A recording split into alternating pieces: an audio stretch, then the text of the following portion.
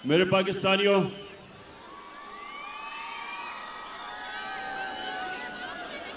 पहले तो मैं आप सबसे माजरत चाहता हूं कि आपको इतनी देर इंतजार करवानी पड़ी। उसकी वजह थी कि मुझे रास्ते से, सड़कों से काफलों के पैगाम आ रहे थे कि अभी हम सड़कों पे फंसे हुए हैं, तो अपनी तकरीर जल्दी ना करना। तो मैं आपसे इसलिए माजरत चाहता हूं कि अभी भी कई लोग सड़कों के ऊपर फंसे हुए हैं और दूर से आए हैं कई, तो उसके लिए मैं माजरत चाहता हूं कि हमें आपको इंतजार करवानी पड़ी। अच्छा, अब मेरे पाकिस्तानियों, मैं जब लाहौर से निकल रहा था तो मुझे दो चीजें सबने कही कि जी आपकी इस वक्त टांग की वो हालत नहीं है कि आप ट्रैवल कर सकें और मुश्किल है, गाड़ी में घुसना चढ़ना मुश्किल है इस वक्त, और इंशाल्लाह 3 महीने और लगेंगे जब तक ये ठीक नहीं होती। लेकिन दूसरी चीज भी कहते रहे, और उससे भी ज्यादा लोग, कि आपकी जान को खतरा है। और वो लोग, वो 3 लोग, वो 3 मुजरिम जिन्होंने मुझे ये पूरी साजिश करके कत्ल करने की कोशिश की, वो अभी भी बड़े बड़े ओहदों पे बैठे हुए हैं। तो मुझे कहा गया कि वो फिर से वारदात करेंगे, तो आपको घर से नहीं निकलना चाहिए। पहली चीज कि इसमें कोई शक नहीं कि इस टांग के साथ सफर करना बड़ा मुश्किल था, लेकिन मैं इस दूसरी चीज पे खास तौर पे आज अपने नौजवानों को यह बताना चाहता हूं। देखें, मैंने मौत अब बड़े करीब से देखी। जब मेरी टांग पे गोलियां लगी और मैं गिर रहा था, तो जैसे ही गिर रहा था मेरे इधर से गोलियां निकली ऊपर, सर के ऊपर से। अगर गिरता ना तो वो लग जाती। लेकिन मैं जो अपनी कौम को, अपने नौजवानों को आज पैगाम देना चाहता हूं, देखें, अपने ईमान को मजबूत करें। ला इलाहा इल्लल्लाह का मतलब समझें। कोई नहीं है खुदा अल्लाह के सिवा। और जब आप दावा करते हैं कि मैं अल्लाह तेरे अलावा किसी के सामने नहीं झुकूंगा, तो आप, जो अल्लाह ने आपको मेरे नबी सल्लल्लाहु अलैहि वसल्लम के जरिए अपना पैगाम भेजा कुरान में, तो उसमें वाज़े उसने लिखा हुआ है कि जब तक अल्लाह की मर्जी नहीं होगी तुम इस जमीन से नहीं जाओगे, और जब उसका फैसला हो गया तो जितना मर्जी एहतियात करो, डरो, छुपो, भागो, मौत से नहीं बच सकता इंसान। तो जब मैं गिरा तो उसी वक्त मुझे पता था कि अल्लाह ने मुझे बचाया। उस वक्त मुझे पता था कि अल्लाह का यह फैसला था कि मैंने नहीं अभी जाना। उसी वक्त अल्लाह का शुक्र किया मैंने। और यह अल्लाह का शान देखें कि 12 लोगों को गोलियां लगी, कंटेनर के ऊपर 12 लोगों को गोलियां लगी। ये फैसल को भी, मैं बल्कि इसको देख रहा था, इसके मुंह से खून गिर रहा था, गाल से। अहमद चट्टा जो मेरे साथ था, वो मेरे साथ गिरा हुआ था। ऊपर और लोगों को गोलियां लगी। लेकिन अल्लाह की शान देखो कि 12 में से एक एक भी अल्लाह को प्यारा नहीं हुआ, सब बच गए। एक गार्ड को 6 गोलियां लगी, सब गोलियां ऐसी थी कि वो बच गया। मेरा जो गार्ड जाहिद था, हमारा इमरान इस्माइल जो सिंध के गवर्नर थे, 4 गोलियां उसके कपड़ों में से निकली, बच गया। तो मैं आज सारी कौम को, मैं सिर्फ आपको एक बताना चाहता हूं कि अगर आपने जिंदगी सही माने में जिंदगी गुजारनी है तो ये जो मौत का खौफ है, इससे अपने आप को आजाद करें। ये जो खौफ जो इंसान के ऊपर तारी होता है, बड़े इंसान को एक छोटा सा इंसान बना देता है। खौफ एक कौम को गुलाम बना देती है।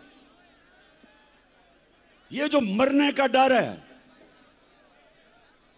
मुसलमानों की तारीख में जो सबसे बड़ा सानिया हुआ, हजरत इमाम हुसैन का करबला में, तो कूफा के लोगों को पता था कि हजरत इमाम हुसैन राय हक पे खड़े हैं, लेकिन यजीद का खौफ था, उसके जुल्म का खौफ था, नहीं मदद करने के लिए आए। और मुसलमानों की तारीख का सबसे बड़ा ट्रेजेडी सानिया हुआ। और ये जो खौफ है, ये इंसानों को गुलाम बनाता है। जिल्लत का खौफ कि जी मुझे जलील कर देंगे।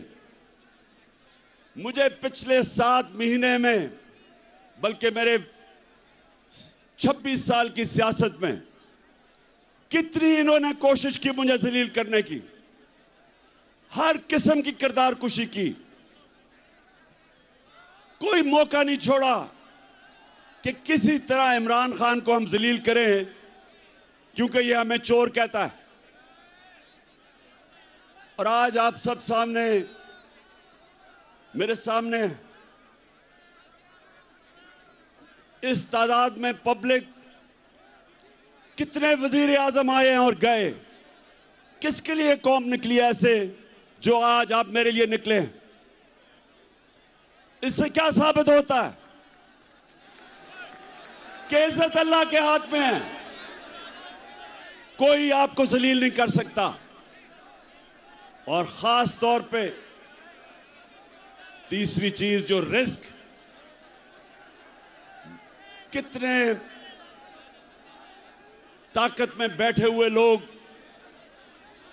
अपने नीचे जो तनख्वाहदार होते हैं उनसे गलत काम करवाते हैं, और वो गलत काम करते हैं अपनी नौकरियां बचाने के लिए, क्योंकि उनका ईमान नहीं कि अल्लाह के हाथ में रिस्क है।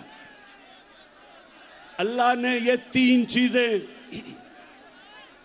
इसलिए अपने पास रखी हैं कि वो आपको आजाद करना चाहता था। जो ला इलाहा इल्लल्लाह है, जब तक आपके दिल में इसका मतलब नहीं आएगा, ये आपको आजाद नहीं करेगा। और सिर्फ आजाद इंसान बड़े काम करते हैं, आजाद मुल्क ऊपर परवाज करते हैं, गुलाम सिर्फ अच्छी गुलामी करते हैं, गुलाम की परवाज नहीं होती, सिर्फ आजाद इंसानों की परवाज होती है। मैं इसलिए आया, मुझे मौत की तो फिक्र नहीं थी, फिक्र ये थी जो मेरी टांग का मसला है, इसने मुझे मुश्किलें डाली चढ़ने में उतरने में। लेकिन मैं आया इसलिए कि मेरे पाकिस्तानियों, आप आज एक डिफाइनिंग मोमेंट पे खड़े हो। आज आप क्रॉस रोड्स पे खड़े हो, फैसला कुन वक्त पे खड़े हो। आज आपके सामने दो रास्ते हैं।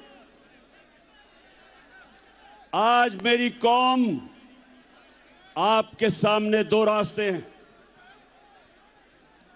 जब नमाज में अल्लाह से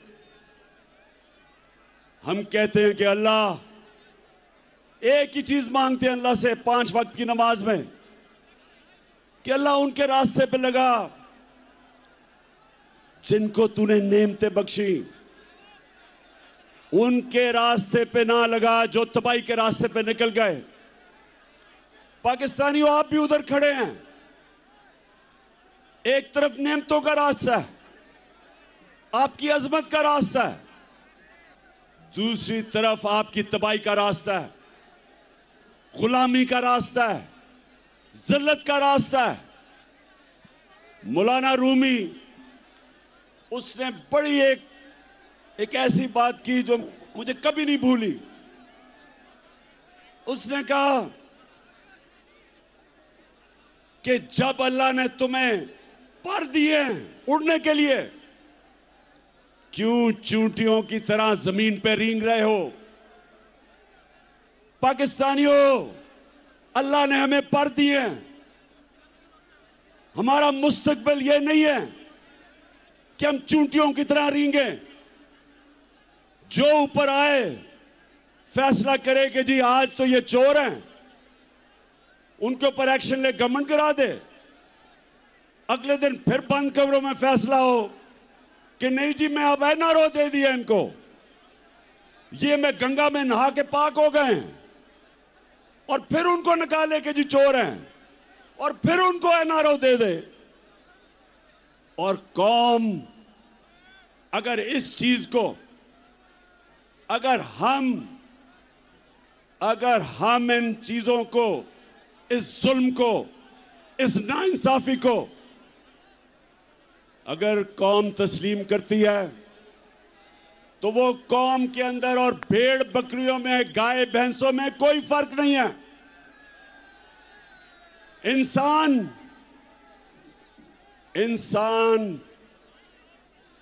इंसाफ मांगता है। इंसानी माशरे में और जानवरों के माशरे में फर्क ही एक है। इंसानों के माशरे में इंसाफ होता है, जानवरों के माशरे में ताकतवर की हुक्मरानी होती है। पाकिस्तान अगर एक अजीम मुल्क नहीं बना तो उसकी एक वजह है कि हमारे मुल्क में कभी भी कानून की हुक्मरानी नहीं आई, ताकत की हुक्मरानी, जंगल का कानून रहा है। और ये याद रखें, कभी कोई माशरा तरक्की नहीं कर सकता जिस माशरे के अंदर इंसाफ नहीं होता। मेरे नबी सल्लल्लाहु अलैहि वसल्लम ने मदीना की रियासत में, और याद रखें अल्लाह का हुक्म है कि मेरे हबीब के सुन्नत पे, उसकी शरीयत पे, उसके रास्ते पे चलो। क्यों अल्लाह ने हमें हुक्म दिया है? हमारी बेहतरी के लिए।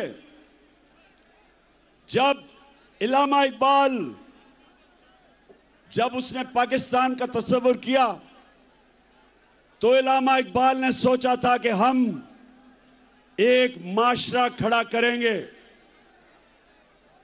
मदीना के रियासत के असूलों के ऊपर। और इल्लामा इकबाल ने बताया कि जब भी मुसलमान माशरा खड़ा होता है, वो वापस उन असूलों पर जाता है, और जब तबाह होता है तो उन असूलों से पीछे हट जाता है। तो पाकिस्तानियों, जब उन्होंने मदीना की रियासत बनाई तो पहली चीज अदल और इंसाफ, कानून की हुक्मरानी, उसके ऊपर उस माशरे की बुनियाद रखी। मेरी बेटी भी अगर जुर्म करेगी तो सजा मिलेगी। उन्होंने फरमाया कोई कानून से ऊपर नहीं। और फिर बताया कि तुम्हारे से पहले बड़ी कौमें तबाह हुई। जो ताकतवर जब चोरी करता था, जुर्म करता था, उसको माशरा नहीं पकड़ता था, सिर्फ कमजोर को पकड़ता था। तो आज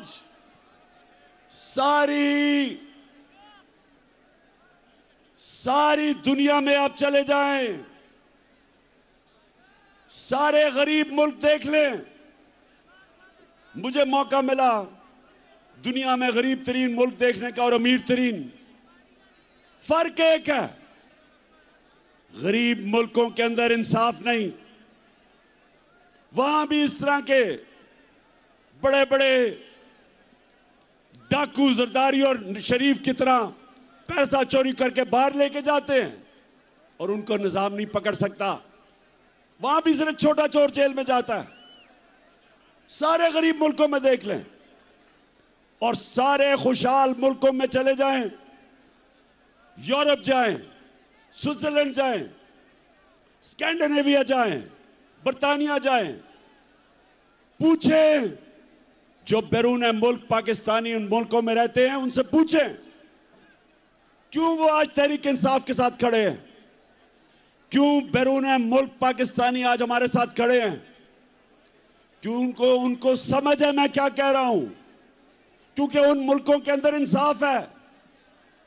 यहां से जाके वह पैसा बनाते हैं, वहां खुशहाली आती है, अपने बच्चों को अच्छे स्कूलों में पढ़ाते हैं। क्यों? क्योंकि उनके मुल्क में इंसाफ है, मेहनत का फल मिलता है, उनके हुकूक की तहफ़्फ़ुज़ है, उनकी अदालतें इंसानों के अंदर इंसाफ करती हैं, इसलिए वहां खुशहाली है। और गरीब मुल्कों के अंदर, हर गरीब मुल्क अब चले जाएं, उनके बड़े बड़े वजीर आजम, उनके सदर मुल्क से पैसा चोरी करके बाहर ले जाते हैं। हर साल 1700 अरब रुपया गरीब मुल्कों का चोरी करके, उनके ही साहिब इख्तियार चोरी करके अमीर मुल्कों में ऑफशोर अकाउंट्स में ले जाते हैं। गरीब होता जा रहा है, अमीर मुल्क अमीर होते जा रहे हैं। तो पाकिस्तान अगर आज इन हालात में है, इसकी ये वजह नहीं कि वसाइल की कमी है, इसकी वजह ये कि हमने शुरू से ही कानून की हुक्मरानी नहीं की। मार्शल लॉ आता था तो वो कानून तोड़ के आता था, ताकत की हुक्मरानी थी, वो कानून से ऊपर थे। लेकिन ये जो दो खानदान जिन्होंने 30 साल इस मुल्क पे हुकूमत की,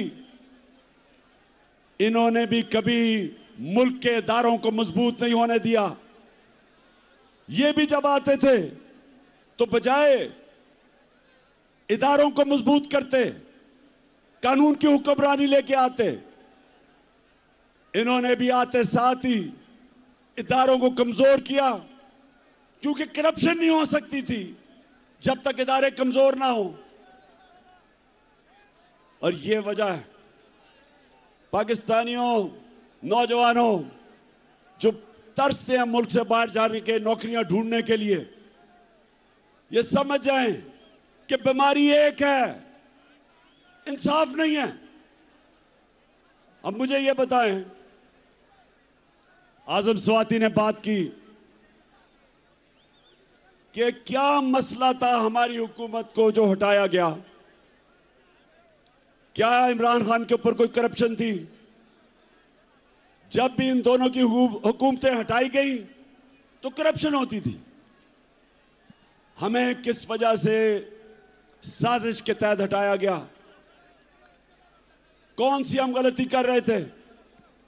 पहले ये जो बैंकरप्ट दिवालिया निकाल के मुल्क का इन्होंने जब छोड़ा 2018 में, पाकिस्तान की तारीख का सबसे बड़ा बैरूनी खसारा $20 अरब हमने मुल्क संभाला,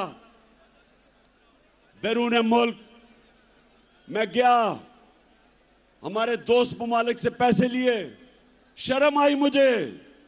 मैं ये भी आपको बता दूं कि मेरे 3.5 साल में सबसे ज्यादा शर्मिंदगी होती थी जब हमें जाके मुल्क के लिए पैसे मांगने पड़ते थे।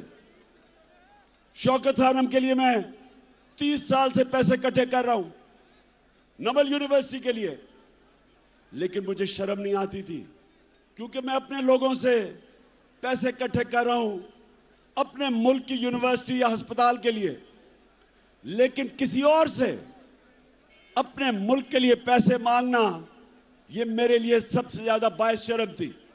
और इसलिए कि इन चोरों ने 4 गुना ज्यादा कर्जा चढ़ाया 10 सालों में, हम 8 से और 18 के बीच में।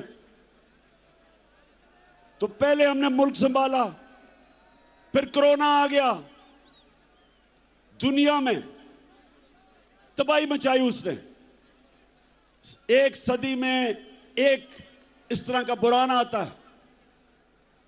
हमने जिस तरह कोरोना को संभाला, मदद तो अल्लाह की थी, लेकिन जो हमने फैसले किए, हमने फैसला किया हम शट डाउन नहीं करेंगे। मेरे से सबने तनकीद की, ये सारी ऑपोजिशन तब जब थी, सबने कहा कि मुल्क को बंद कर दो नहीं तो फैल जाएगी। मैंने सबको कहा, एक सवाल पूछा, मैंने कहा मुझे एक जवाब दो कि वो जो छाबड़ी वाला है, वो जो रिक्शा वाला है, वो जो टैक्सी चलाता है, वो जो दिन की दिहाड़ी ले करता है और घर आके अपने बच्चों का पेट पालता है, वो जो कच्ची वादियों में 7-7 लोग एक कमरे में, उनको मैं क्या कहूंगा? उनका जब बंद कर दूंगा तो उनको वो खाना किधर से देंगे अपने बच्चों को? और यकीन करें, ये जो मेरी तनकीद कर रहे थे ऑपोजिशन वाले, कोई जवाब नहीं था। हमने लॉकडाउन ही लगाया, हमने अपनी बिजनेसेस बचाई, हमने इनको सस्ते कर्जे दिए, हमने एहसास प्रोग्राम जो दुनिया ने, वर्ल्ड बैंक ने कहा कि दुनिया का 4थे नंबर पर बेहतरीन प्रोग्राम था जिसने निचले तबके को बचाया, हमने अपने मुल्क को कोरोना से निकाला। फिर जो भी आजम बता रहा था, हमने रिकॉर्ड एक्सपोर्ट्स की। आखिरी साल हमारा टैक्स करेक्शन रिकॉर्ड, 17 साल के बाद सबसे ज्यादा इंडस्ट्री हमारी ऊपर गई, 10.5%। 17 साल के बाद हमारी ग्रोथ रेट 6%, तीसरे साल 5.7। तो हमने तो मुल्क को उठा दिया था, हमने तो किसानों को उठा दिया था। आज किसानों से पूछें कि जितना पैसा किसानों ने हमारे दौर बनाया, उन्होंने अपनी पैदावार पे लगाया, रिकॉर्ड फसलें हुई, 4.5% पे हमारी ज़राअत ऊपर आई 17 साल के बाद। तो मुल्क तो ऊपर जा रहा था। हमने हेल्थ कार्ड लेके आए, एक हुकूमत ने आम आदमी का सोचा कि हर घराने के पास 10 लाख इंश्योरेंस हो, किसी भी अस्पताल में जाके गरीब खानदान इलाज करवा सके। पहली दफा गरीबों ने प्राइवेट हॉस्पिटलों में इलाज करवाए अपने हेल्थ कार्ड की वजह से। और हमने 50 साल के बाद पाकिस्तान में डैम्स बनानी शुरू की। 3 बड़ी डैम्स बन रही हैं, अब पता नहीं उनके क्या हालात हैं। पहली पाकिस्तान की जमात जिसने मौसम की तब्दीली के ऊपर काम किया, 10 अरब दरख्त उगाने का प्रोजेक्ट किया। तो मैं ये सवाल पूछता हूं आज कि क्या हमने जुर्म किया था कि बैरूनी साजिश के साथ मिलकर हमारी हुकूमत गिराई। और मैं एक जगह फेल हुआ हूं। मैं 3.5 साल में एक जगह फेल हुआ हूं। मैं ताकतवर को कानून के नीचे नहीं ला सका। जिन लोगों ने इस मुल्क को लूटा था, जिनके ऊपर करप्शन के केसेस थे, मैंने बड़ी कोशिश की, लेकिन नैब मेरे नीचे नहीं थी, वो एस्टेब्लिशमेंट के नीचे थी। नैब वाले मुझे कहते थे कि जी केस सारे तैयार हैं, लेकिन हुक्म नहीं आ रहा। जिनके पास कंट्रोल था वो हुक्म नहीं दे रहे थे। वो इन चोरों से बजाय इनको जेलों में डालने के डीलें कर रहे थे। मैंने हर मीटिंग के अंदर ये बात की कि जनाब, जब तक आप ताकतवर को कानून के नीचे नहीं लेके आएंगे, बड़े बड़े डाकुओं का एहतसाब नहीं करेंगे, या करप्शन खत्म नहीं होने लगी। तो मुझे बार बार जवाब आता था कि इमरान साहब, आप इकोनॉमी के ऊपर तवज्जो दें, इसको भूल जाएं, एहतसाब को। मुझे यह कहा क्या कई दफा कि अच्छा जी, इनको छोड़े, एनआरओ दे दें, इनको नैब के अंदर कानून बदल दें। ये भी जिनके पास ताकत थी, मुझे अफसोस से कहना पड़ता है कि वो करप्शन को बुरा नहीं समझते थे। उनके लिए करप्शन, और करप्शन क्या होती है? चोरी तो होती है जो आपके घर में चोरी, आपका टेलीफोन चोरी हो गया। करप्शन होती है जो मुल्क के खजाना के ऊपर डाका होता है, जो मुल्क को नुकसान पहुंचाती है, वो करप्शन है। और वो करप्शन जिनके पास ताकत थी, उनको ये बुरी नहीं लगती थी। और आपने देख ही लिया कि क्योंकि बुरी नहीं लगती थी, तो ये सारे चोरों का टोला ऊपर बैठा दिया। अगर साजिश नहीं भी की थी तो इनका रास्ता नहीं रोका, इनको आने दिया। वो लोग जो बाहर भागे हुए थे, जिनके ऊपर अरबों अरबों रुपए के करप्शन के केसेस थे, बारी बारी इन सबको एनआरओ दिया गया। पहला एनआरओ जनरल मुशर्रफ ने दिया। 4 गुना हमारा कर्जा बढ़ा उस एनआरओ की वजह से। ये वापस आए, दोनों हाथों से इन्होंने मुल्क लूटा। और फिर अब कि एक हुकूमत जो चल रही थी, उसको गिराया। और इन्होंने किया क्या? अच्छा, पहले तो मैं एक चीज वाज़ेह कर दूं कि बार बार हम सुनते हैं कि जी ये साइफर एक ड्रामा था। हम ये सुनते हैं कि जी ये तो साइफर थी कोई चीज नहीं, ये कोई एक फेक बयानिया बनाया गया। मैं आज जो भी ये सारे कह रहे हैं, और ये सब वो कह रहे हैं जो साजिश का हिस्सा थे, मैं इनसे पूछता हूं कि क्या नेशनल सिक्योरिटी काउंसिल के अंदर असद मजीद का साइफर जो डोनाल्ड लू से उसकी गुफ्तगू थी, क्या नेशनल सिक्योरिटी काउंसिल में यह रखी नहीं गई? और क्या इसमें यह नहीं लिखा हुआ था कि वो डोनाल्ड लू इसको कह रहा है, असद मजीद को, कि इमरान खान को अगर आप नहीं हटाओगे तो तुम्हारे मुल्क को मुश्किलात का सामना करना पड़ेगा, और अगर तुमने इसको हटा दिया तो हम सब कुछ माफ कर देंगे। क्या यह साइफर के अंदर नहीं था जो नेशनल सिक्योरिटी काउंसिल में आया सामने? और क्या नेशनल सिक्योरिटी काउंसिल ने यह कहा नहीं कि अमेरिका से प्रोटेस्ट करो, डिमार्च करो, उनको कहो कि तुम्हारे मुल्क में मुदाखलत कर रहे हो। तो जब ये सारा सच है, ये कहना कि जनाब ये कोई ड्रामा था, ये मुल्क की तौहीन है, ये इमरान खान की तौहीन नहीं है। कि क्या मजाल है किसी मुल्क का एक छोटा सा सरकारी ऑफिसर एम्बेसडर को कहे कि जनाब अपने वजीर आजम को हटा दो। कभी सुना यह होता हुआ? मैंने कभी नहीं सुना, क्योंकि किसी की जरूरत नहीं है करने की। और फिर अब मैं आपको बताऊं कि जब से ये इंपोर्टेड हुकूमत आई है, मुल्क से हुआ क्या? अच्छा जी, अब जरा ये थोड़ा सा आपके सामने मैं अदाद और शुमार लेके आ रहा हूं कि किधर पाकिस्तान था मार्च में जब अदम एतमाद की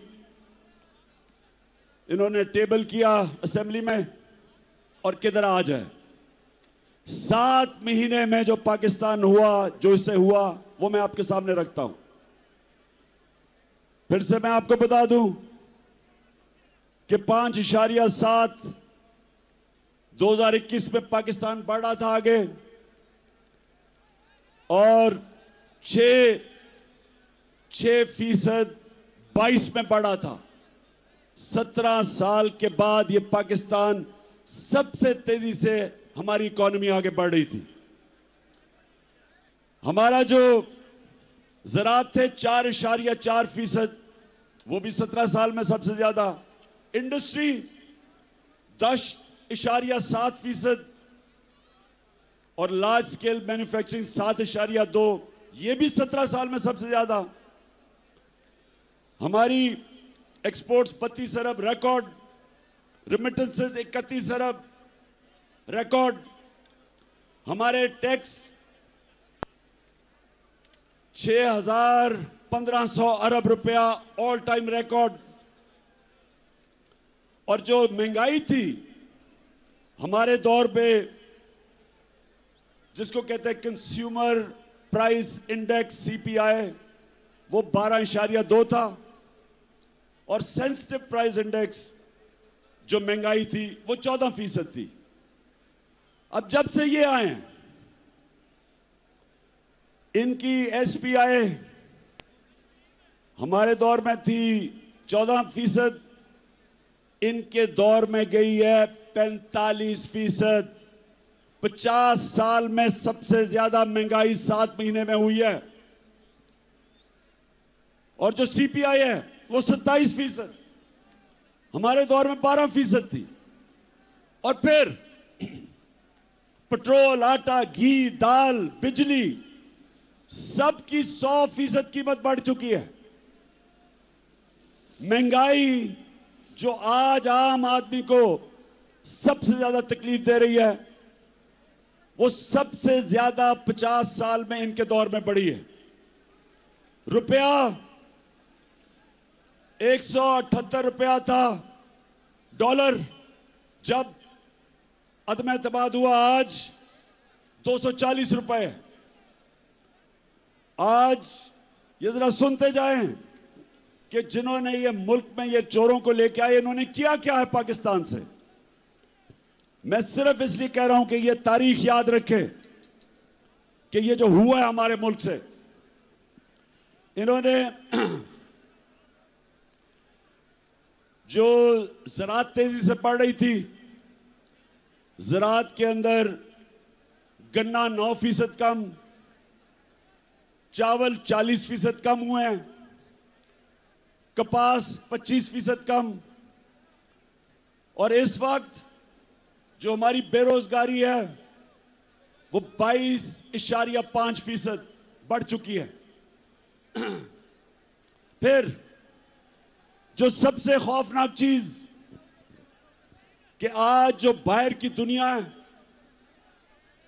उसके मुताबिक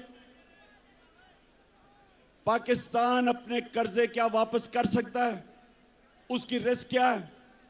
आज 100% से ज्यादा बढ़ गई है। जब हम गए थे तो 5% थी। तो आज बैरूनी दुनिया ने, मार्केट्स ने पाकिस्तान के ऊपर अदम एतमाद किया। 88% पाकिस्तान के जो इन्वेस्टर हैं वो समझते हैं कि हुकूमत के ऊपर उनको कोई एतमाद नहीं। तो मैं फिर से पूछता हूं कि माइशत नीचे, हमारी जमहूरियत, ऑपोजिशन ही खत्म हो गई। जो हमारा लोटा था वो ऑपोजिशन लीडर बन गया, वो नून के टिकट पे लड़ेगा तो असेंबली भी खत्म। हमारे मुल्क के अंदर जो इदारे हैं, FIA के ऊपर इन्होंने अपना आदमी बिठा के सारे केसेस माफ करवा लिए और उनके ऊपर जुल्म किया, जो कि जिन्होंने इन्वेस्टिगेशन की थी। तो अब कब FIA खड़ी होगी किसी ताकतवर के सामने? नैब में अपना आदमी बिठाया, अपने केसेस माफ। इदारे जो मुल्क की बुनियाद होते हैं वो कमजोर। सबसे ज्यादा जुल्म किया मुल्क की अखलाकियात पे और रूल ऑफ लॉ पे, कि इन्होंने आते साथ ही अपने सारे केसेस माफ करवाने शुरू कर दिए। तो मुल्क में क्या पैगाम दिया कि जो जेलों में लोग भरे हुए हैं उनकी सिर्फ जुर्म यह है कि वो गरीब हैं। ताकतवर सारे बड़े बड़े डाकू बचते जा रहे हैं। मुझे यह बताएं कि उस मुल्क का अब क्या मुस्तकबिल होगा। मैंने जो आज आपको सबको यहां बुलाया, मेरा मकसद आपको यह समझाना है कि हम दो रास्ते पे खड़े हो गए हैं। हम अगर अब चुप करके इस जुल्म और नाइंसाफी को तस्लीम करेंगे, आगे तबाही है।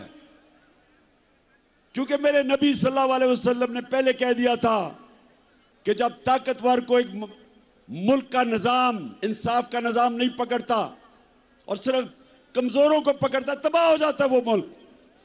तो तबाही के सामने ये देखें कि रूल ऑफ लॉ तो आज खत्म हो गया ना पाकिस्तान में, और फिर जो इखलाकियात का कत्ल हुआ,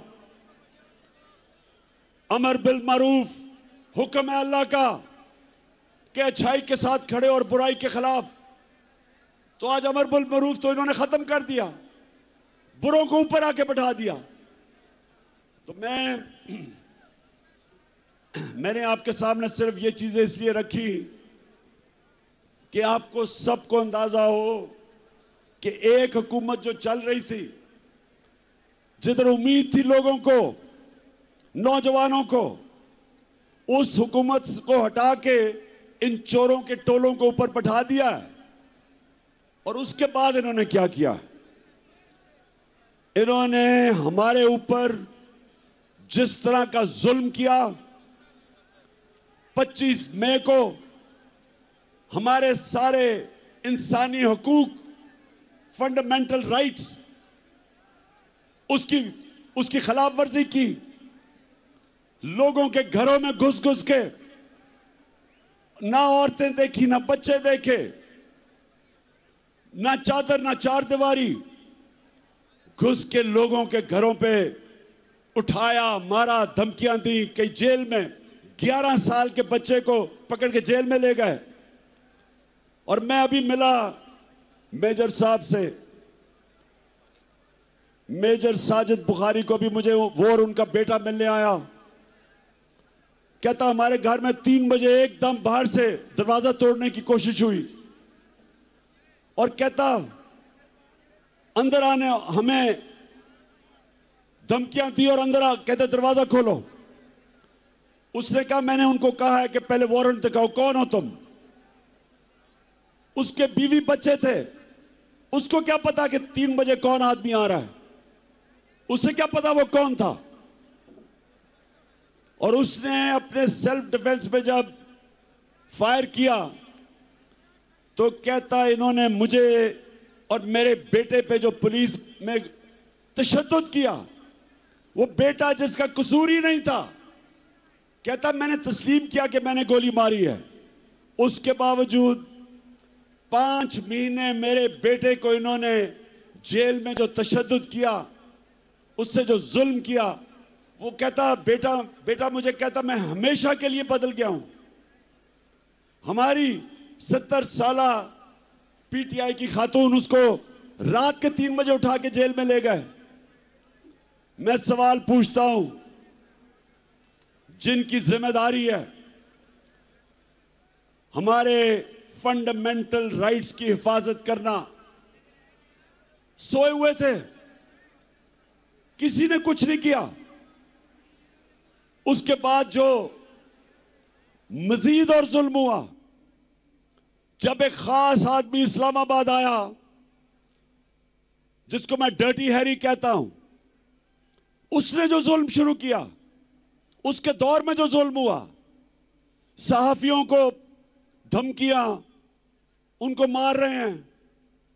एयाज अमीर जैसे दानश्वर को, समी इब्राहिम, इमरान रियाज, मुल्क से बाहर चला गया साबिर शाकर, मोहित पीरजादा, और फिर जो अरशद शरीफ से किया, ये कभी पाकिस्तान में हमने ऐसा नहीं देखा।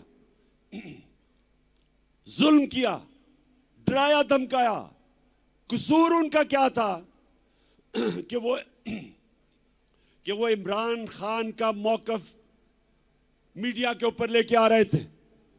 खौफ फैलाया गया कि और कोई ना कुछ करे, बाकी लोग डरे। मीडिया हाउसेस बंद किए, उनको धमकियां दी। सोशल मीडिया के बच्चों को पकड़ा, उनको घर से उठा के ले जाते थे, मार फेंटा लगा के घर वापस ले आए। नदीम गुजरावाला से मुझे नौजवान मिला,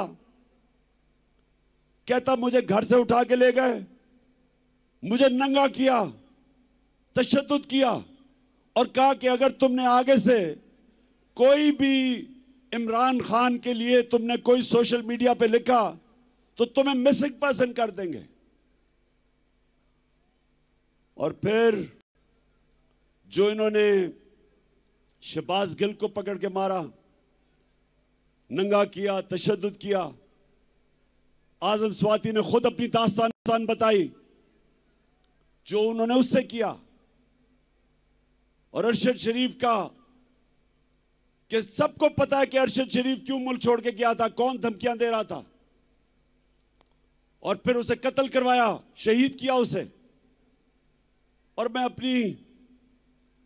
अपनी तो बात नहीं करता, मुझे वो मुजम्मल लड़का याद है जो उस शूटर के पीछे गया था 3 बच्चों के साथ, वो वजीराबाद के जलसे में आया था।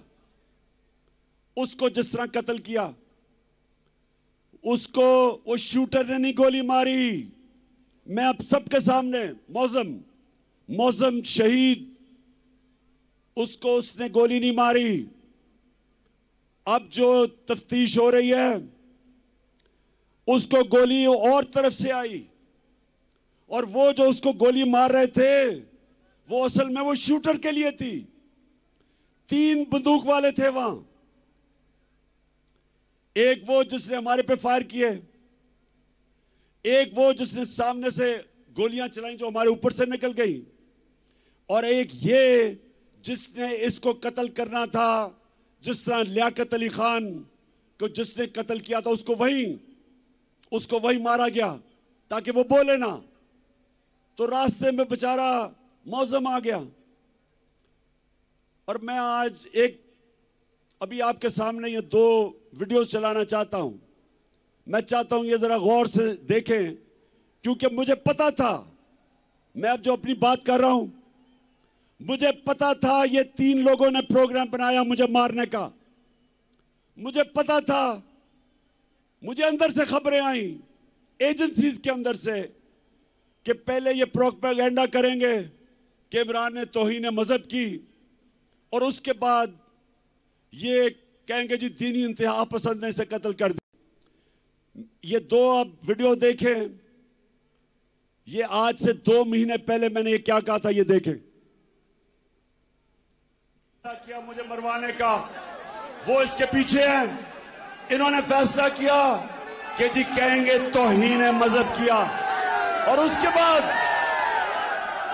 अगर मुझे किसी ने कत्ल किया तो कहेंगे जी कोई मजहबी जुनूनी ने कर दिया क्योंकि इसने तौहीन मजहब किया।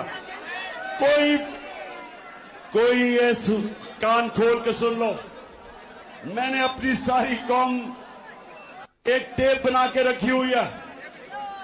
जिस वक्त मुझे कुछ हुआ वो टेप आ जाएगी, रिलीज होगी, और वो 4 लोगों के नाम सारी कौम के सामने आएंगे जिन्होंने बंद कमरों में ये फैसला किया और दूसरी कोशिश कर रहे हैं। पहले से इनका प्लान बना हुआ है, मैं आप सबको पहले भी बता चुका हूं।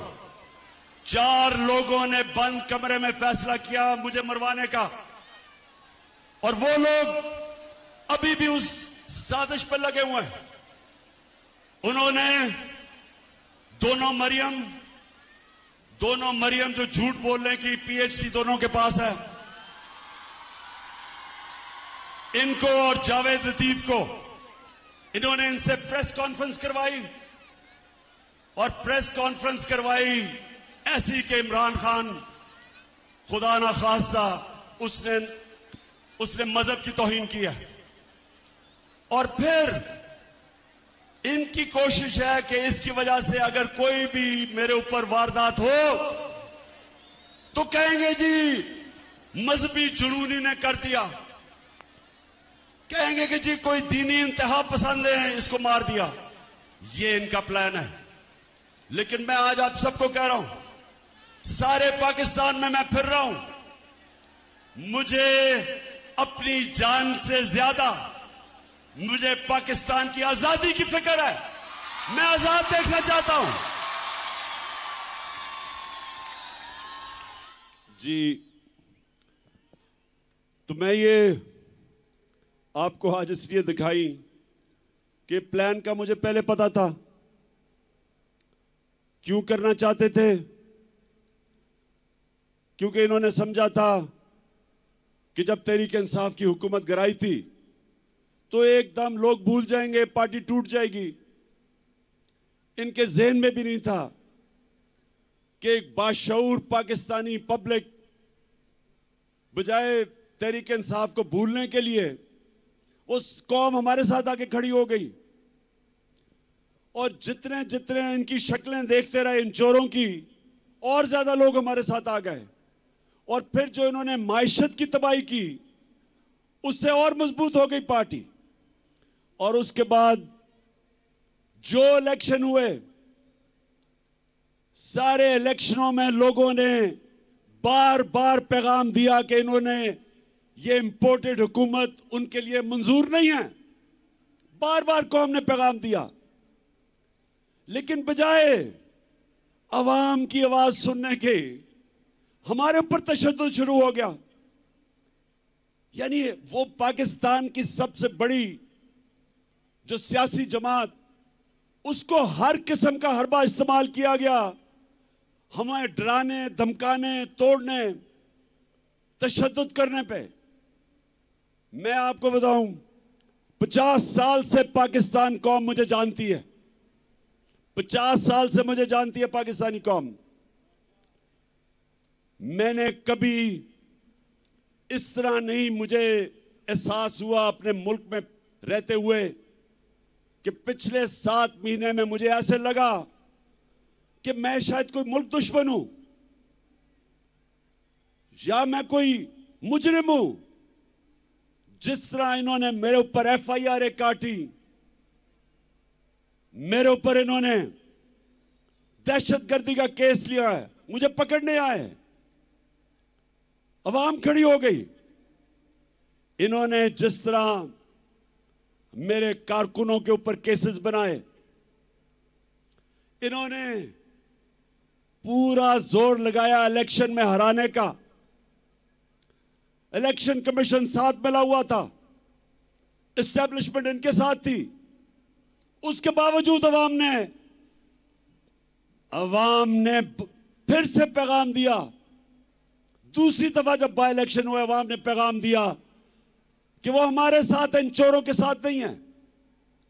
लेकिन मुझे अफसोस से कहना पड़ता है मुझे अफसोस से कहना पड़ता है कि हमारे इदारे क्यों नहीं पुरानी गलतियों से सीखते। एक मुल्क और एक इंसान, एक इदारा तरक्की तब करता है जब अपनी गलतियों से सीखे। ईस्ट पाकिस्तान में क्या हुआ था मुझे याद है। मैं वो आखिरी हमारा जहाज आया था ढाका से, हम मैच खेलने गए थे अंडर 19 का। उसके बाद मिलिट्री ऑपरेशन शुरू हो गया था। मुझे तो वो याद है कि ढाका में क्या तासुर था लोगों का। हमने उनसे इंसाफ नहीं किया। पाकिस्तान की सबसे बड़ी जमात से इंसाफ नहीं किया। हमने जोर से ताकत को इस्तेमाल करते हुए अपनी मनमानी की, मुल्क टूट गया। और हमने सीखा नहीं कि आज जो एक वाहिद पाकिस्तान की सबसे बड़ी सियासी जमात, फेडरल पार्टी, जो सारे पाकिस्तान को इकट्ठा रख सकती है, उसके ऊपर यह हरबे इस्तेमाल किए जा रहे हैं। हर मौका इस्तेमाल किया हमें कमजोर करने का।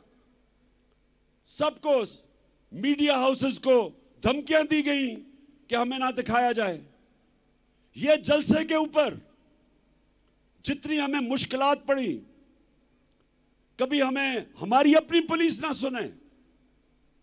पंजाब में हमारी हुकूमत है, पुलिस बेबस हुई है, हमारे साथ ताउन ना करे, कभी सुना है? मैंने जब अपनी एफआईआर कटवाने की कोशिश की, मुझे तो पता था वो 3 कौन है। मुझे तो पहले पता था। पंजाब में हमारी हुकूमत होते हुए मुल्क का एक्स प्राइम मिनिस्टर, सबसे बड़ी पार्टी का सरबराह, मैं अपनी एफआईआर नहीं कटवा सका। पुलिस वाला कहता जी मुझे हटा के किसी और को बिठा दे, मैं नहीं साइन कर सकता। इतना खौफ है, इतना ताकतवर का खौफ है यहां। मेरे पाकिस्तानियों, ये मेरी सुनने बात, जिसकी वजह से आज मैं आपके पास पहुंचा हूं, और आसान नहीं था फिर भी इस टांग के साथ पहुंचना। लेकिन मैं आपको एक बात बताना चाहता हूं। देखिए, जब तक इस मुल्क के अंदर ताकतवर कानून के नीचे नहीं आएगा, जब तक इदारे जो आइन ने। चेयरमैन तहरीक इंसाफ इमरान खान इस वक्त रावलपिंडी में मौजूद हैं, जलसे से खिताब कर रहे हैं। जलसे से खिताब में चेयरमैन तहरीक इंसाफ इमरान खान ने कहा कि हमने क्या जुर्म किया था जो हमारी हुकूमत गिराई गई। चेयरमैन तहरीक इंसाफ इमरान खान ने जलसे से खिताब करते हुए ये भी उन्होंने कहा कि अरबों की करप्शन में मुलव्वस भागे हुए लोगों को बारी बारी एनआरओ दिया गया और आज भी इन्हीं लोगों को एनआरओ दिया जा रहा है। 3.5 साल में एक मरतबा फेल हुआ, ताकतवर को कानून के नीचे नहीं ला सका। चेयरमैन तहरीक इंसाफ इमरान खान, जो कि इस वक्त जलसागाह में मौजूद हैं और जलसे के शुरका से खिताब कर रहे हैं। एक बहुत बड़ी तादाद में यहाँ पर अवाम का जमे गफीर मौजूद है। दीगर मुकर्रीन ने भी जलसे से खिताब किया। क्या हालात है मुसलमान मुल्कों के आज। हमें तो फख्र है कि सारे मुसलमान मुल्कों में हमारी सबसे ताकतवर फौज है। तो जब मैं तनकीद करता हूं अपने इदारों की, अपनी अदलिया की, मैं वो पाकिस्तानी हूं जिसका जीना मरना पाकिस्तान में है। मैंने वो नहीं हूं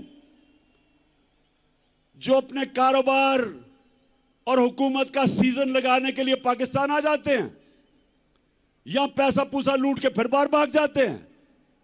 सारा टब्बर बाहर बैठा हुआ है, अरबों अरबों रुपए की प्रॉपर्टीज में बैठा हुआ है। जब इनको मुश्किलें पड़ियां बाहर भाग जाते हैं। यह गैर मुल्की कब्जा ग्रुप है, यह सियासतदान नहीं है।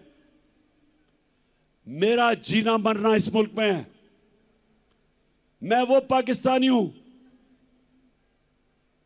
जो 20 साल बाहर रहा, क्रिकेट खेलने की वजह से बाहर अपना वक्त गुजारा। मेरा एक दफा कभी नहीं सोचा कि मेरा कोई घर है पाकिस्तान के अलावा। कभी मैंने तस्वीर नहीं किया था कि मैं कोई और पासपोर्ट ले लूं, क्योंकि मुझे हमेशा पता था कि यह मुल्क है जिधर मैं खुददारी से पढ़ सकता हूं, और मैं ये चाहता हूं कि यह मुल्क हकीकी तौर पे आजाद हो, ताकि अपने ये मुकाम पे पहुंचे। मैं अपने आखिरी खून के तप्पे कतरे तक इस मुल्क के लिए लड़ूंगा। इंशाअल्लाह जब मुस्तकबिल में इंशाअल्लाह इस मुल्क की तारीख इस चीज की गवाही देगी कि इमरान खान अपने मुल्क के लिए आखिरी गेंद तक लड़ता रहा, आखिरी गेंद तक, आखिरी वक्त तक अपने मुल्क के लिए खड़ा रहा था। और मैं ये भी कहना चाहता हूं कि वो लोग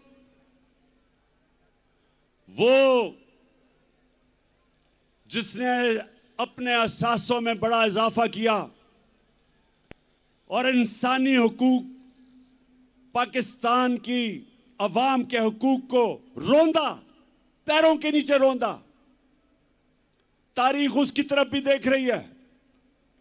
तारीख लिख रही है कि उसने मुल्क से क्या किया, क्या उसने इस मुल्क का फायदा कराया।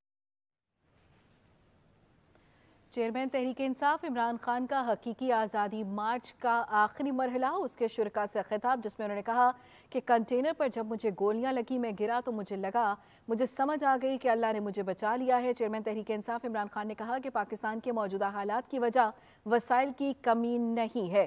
कितने वजीर आज़म आए और गए, कौम कभी किसी वजीर आज़म के लिए इस तरह से नहीं निकली। दो खानदानों ने 30 साल मुल्क पर हुकूमत की, इदारों को मजबूत नहीं होने दिया। मेरा पाकिस्तान और फौज भी मेरी ही है। जंजीरें गिर नहीं जाती, तोड़नी पड़ती हैं। आजादी कोई देता नहीं, छीननी पड़ती है। मैं अपनी कौम को आज कहता हूं कि आजाद आप कब होंगे? जब एक आम आदमी देहात में उसको ये थाना, कचहरी, पटवारी, इस मुसीबतों से वो निकले। जिस मुल्क के जब इंसाफ होगा तो थाना, कचहरी, पटवारी की सियासत खत्म हो जाएगी। जब इंसाफ होगा तो कब्जा ग्रुप खत्म हो जाएंगे। क्यों नहीं यूरोप में कब्जा ग्रुप? क्यों नहीं बर्तानिया में कब्जा ग्रुप? क्यों नहीं अमेरिका में? क्योंकि वहां कानून है। कानून कमजोर की हिफाजत करता है। यहां कमजोर को तो छोड़ो, मुल्क का जो वजीर आजम रह चुका वो एफआईआर नहीं कटवा सका, तो बेचारे आम आदमी की क्या हैसियत है? जो आजम स्वाति से हुआ है, मुल्क का सेनेटर, 74 साल का आदमी, और क्या उसका जुर्म था कि जी उसने एक ट्वीट कर दी। पता नहीं कौन इस मुल्क का फिरौन था कि जुर्रत हुई कि जी ट्वीट कर दी, उसको नंगा करके तशद्दुद किया। किसी मुहज़्ज़ब माशरे में मेरे पाकिस्तानियों ये नहीं होता, क्योंकि हुकूक होते हैं, इंसाफ होता है। हजरत उमर के दौर में एक शहजादा मुसलमान होता है, खाना काबा का तवाफ हो रहा होता है, एक गुलाम का पैर शहजादे के कपड़े पे आ जाता है। शहजादा जोर से मारता है उस गुलाम को कि तुम्हारी जुर्रत। वो गुलाम चला जाता है हजरत उमर के पास। हजरत उमर उस शहजादे को बुलाते हैं, कहते तुमने इसको मारा था? शहजादा कहता हां जी। हजरत उमर गुलाम को कहते हैं वापस इसको लगाओ एक मुंह पे, क्योंकि सबकी इज्जत एक बराबर है। गुलाम और शहजादे की एक इज्जत है। आज मगरिब में जाएं, बरतानिया में जाएं, आपको पता चलेगा कि जो मदीना के रियासत के असूलों के ऊपर दुनिया की अजीम रियासत खड़ी की थी मेरे नबी सल्लल्लाहु अलैहि वसल्लम ने, उन असूलों के ऊपर आज मगरिब में लोग चल रहे हैं। उधर है इंसाफ, और इंसाफ की वजह से खुशहाली है, और इंसाफ की वजह से आजाद हैं लोग। हर आदमी को पता है कि मेरे पर कोई जुल्म नहीं कर सकता।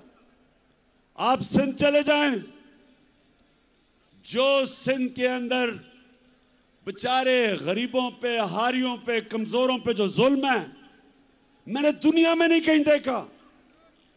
ये जो जरदारी माफिया, झूठे केसेस, गुंडे, मार पड़वाओ, जमीनों पे कब्जे करो, बेचारे लोग बेबस हैं। और हमारे मुल्क में हर तबका जब कमजोर ताकतवर के सामने खड़ा होता है बेबस है।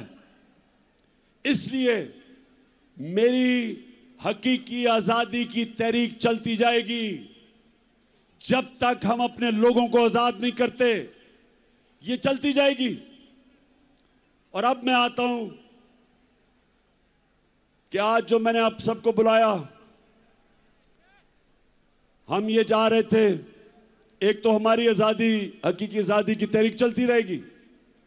आज मैंने आप सबको यहां बुलाया था, ये जो मार्च हम करके आ रहे थे, हमने इस इंपोर्टेड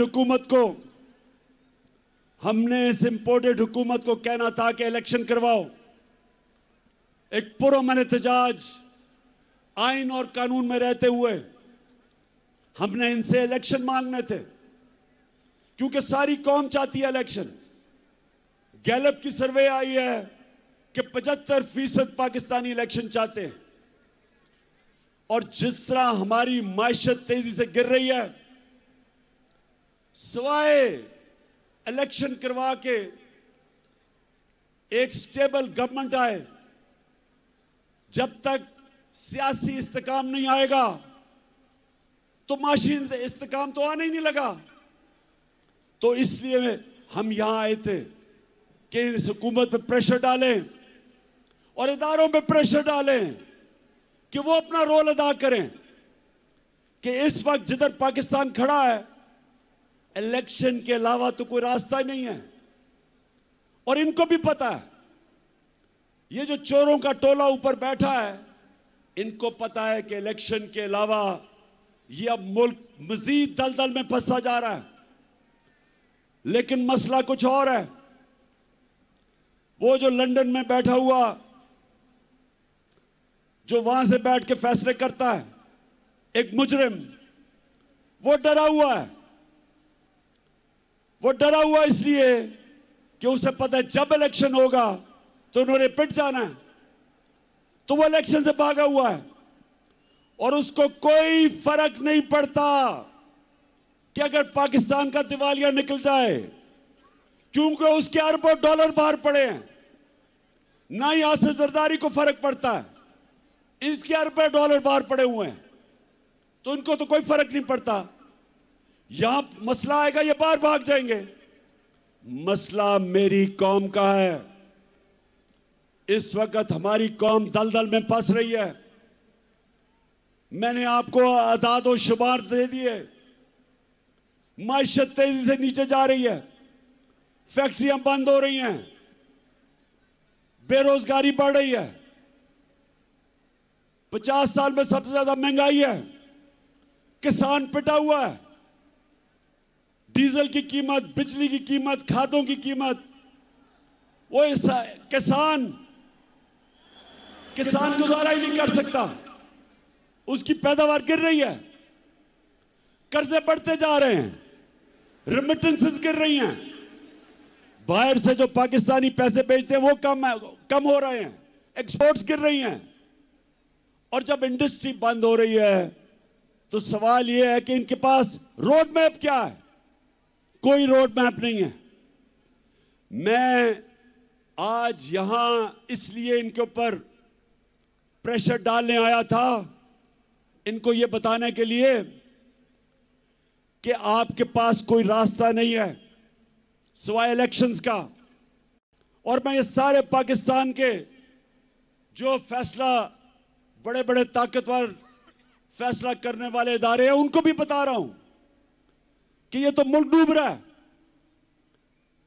ये मुल्क अगर डिफॉल्ट की तरफ चला गया तो हमारे पास तो वो हालात हो जाएंगे कि जब आपकी इकोनॉमिक सिक्योरिटी गिरती है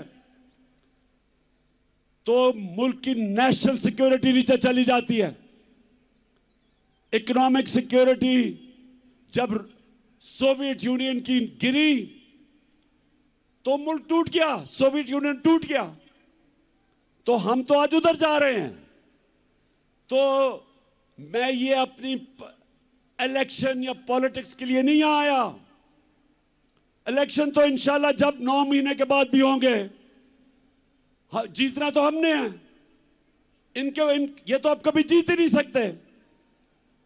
जीतना तो हमने है, लेकिन मुल्क की जरूरत आज इलेक्शन करवाना है, इसको बचाने के लिए। मैं आज फैसला किया था कि मैं अपनी कौम को क्या कहूंगा। क्या हम सीधा इस्लामाबाद निकल जाएं? इस्लामाबाद कभी भी जो अवाम का समुंदर है, लोग तो अभी भी सड़कों के ऊपर फंसे हुए हैं। एक हमने फैसला करना है इस्लामाबाद जाना, तो मैं आपको यकीन दिलाता हूं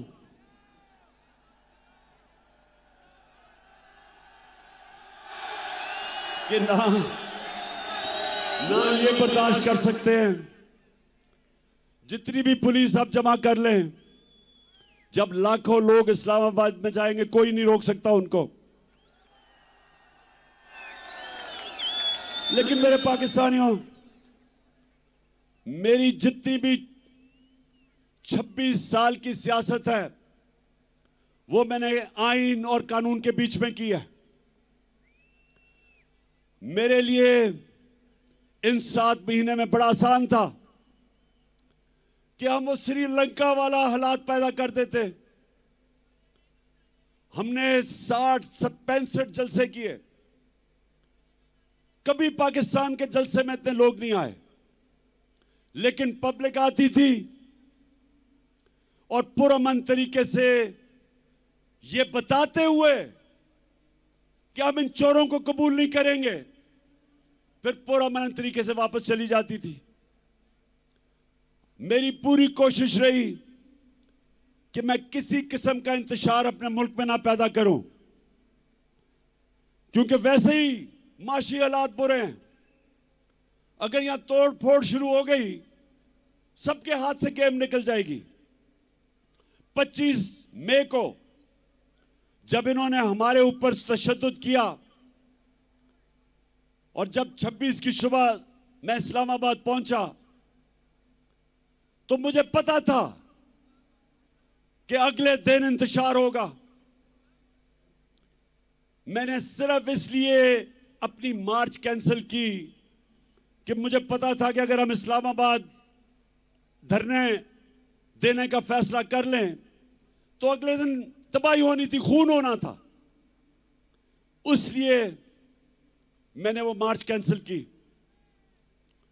आज मैं इसलिए फैसला कर रहा हूं कि वहां नहीं जाना, क्योंकि मुझे पता है तबाही मचेगी, नुकसान मेरे मुल्क को होगा। लेकिन जो मैंने फैसला किया अब ये कि हमने अब इस निजाम का हिस्सा नहीं रहना। मैं अपनी सारी चीफ मिनिस्टर्स, अपनी पार्लियामेंट्री पार्टी से अब मिलूंगा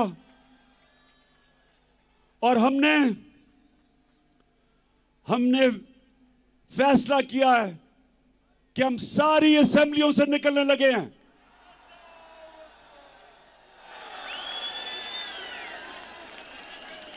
हम बजाय अपने मुल्क में तोड़फोड़ करें, हम बजाय अपने मुल्क में तबाही मचाएं, इससे बेहतर है कि हम इस करप्ट निजाम से बाहर निकलें और इस मुल्क का हिस्सा, इस सिस्टम का हिस्सा ना बने कि जिधर ये चोर बैठ के अपने अरबों रुपए के करप्शन के केसेस हर रोज माफ करवा रहे हैं। गरीब लोग जेलों में हैं, छोटी छोटी चोरी पे बेचारे लोग जेलों में गल सड़ रहे हैं और ये बड़े डाकू अरबों रुपए की चोरी अपनी माफ करवाने के लिए पहुंच जाते हैं। और मुझे अफसोस वो है जो लोग इनको एनआरओ देते हैं। मैं उन लोगों से भी पूछता हूं कि क्या आपको खौफ खुदा नहीं है कि एक मुल्क पे इतना बड़ा जुल्म कर रहे हैं? क्या आपको खौफ नहीं है कि आपने एक दिन अपने मालिक को जवाब देना है? आप कैसे रातों को सोते हैं कि एक एक बड़ा डाकू, उसके केस माफ हो रहे हैं अरबों रुपए के? आप कैसे रातों को सोते हैं कि बेरोजगारी और महंगाई में गरीब आदमी चोरी करता है और वो जेल में गल सड़ रहा है? इसलिए मैंने अपनी चीफ मिनिस्टर से भी बात की है। मैं अब अपनी सारी पार्लियामेंट्री पार्टी से मीटिंग शुरू कर रहा हूं और इंशाअल्लाह आने वाले दिनों में हम अनाउंस करेंगे जिस दिन हम सारी असेंबलियों से बाहर निकल रहे हैं।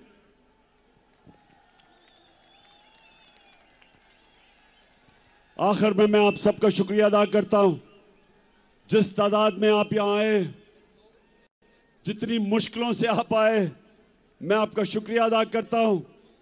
आपने मेरी हौसला अफजाई की, आपका शुक्रिया अदा करता हूं। और मैं आखिर में कभी ना भूलना, एक आपने आखिर में एक ओथ लेनी है, हल्फ लेना है, लेकिन यह भूलना ना कि आप एक अजीम कौम है, आपका एक अजीम मुकद्दर है।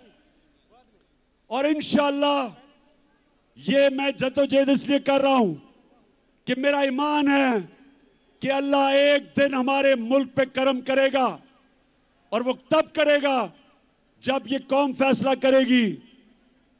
जो कुरान में लिखा हुआ है कि मैं कभी किसी कौम की हालत नहीं बदलता जब तक वो कौम खुद अपनी हालत बदलने की कोशिश ना करे। और इंशाअल्लाह वो मेरी कौम तैयार है अपनी हालत बदलने के लिए। अब ये हल्फ ले।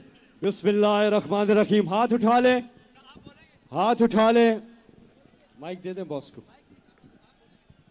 हाथ उठा के इमरान खान साहब के साथ हम हल्फ उठाएंगे। मैं यहां से पढ़ूंगा, आपने रिपीट करना है। बिस्मिल्लाहिर्रहमानिर्रहीम। बिस्मिल्लाहिर्रहमानिर्रहीम। हम हल्फ उठाते हैं, हम हल्फ उठाते हैं कि हम पाकिस्तान के आइन की हमेशा पासदारी करेंगे, हमेशा पासदारी करेंगे। हम हकीकी आजादी के इस जिहाद में इमरान खान के साथ इंशाअल्लाह मेरे साथ आखिर तक जदोजहद करेंगे कि हम कभी भी अल्लाह के सिवा किसी के सामने नहीं झुकेंगे।